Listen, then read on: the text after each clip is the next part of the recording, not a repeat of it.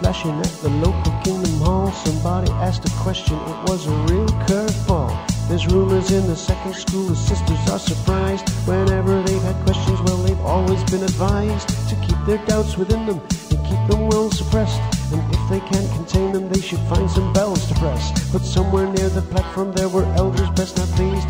Goodness me, could Brother Nice be mentally diseased? The theocratic school was nearly ready to begin, the overseers for which was trying to quiet down the din.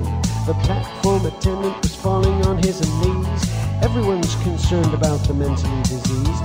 There's panic at the sound desk and brothers on mics. Some come out in sympathy and some come out with spikes. Some blame the management and others are just fleas, but the governing body will say he's mentally diseased. He's mentally diseased, you know. We try to help him. The quickly waning interest and the sudden lack of zeal has made this brother wonder if this paradise is real.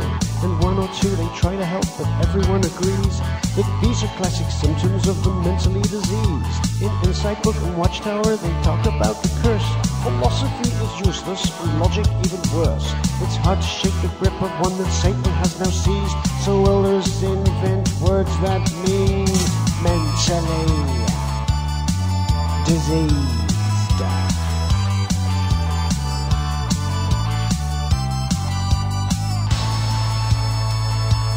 Elder Ellison declared, I'm not surprised to see you here. You've been telling us for years that we've been drinking too much beer. I don't know if you thought that somehow we would be displeased, but you're the one now standing there who's mentally diseased. He wrote me out a scripture and said, you are depressed, and hanging on to all this doubt is making you obsessed.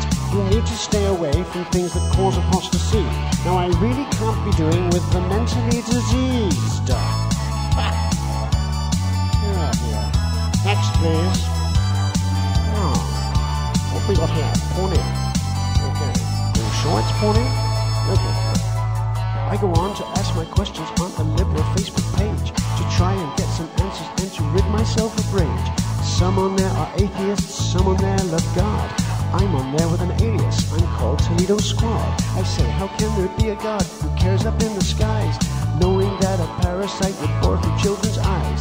How can there be a God who wants us all to have free will, but who thinks it's a fair price for his children to get ill?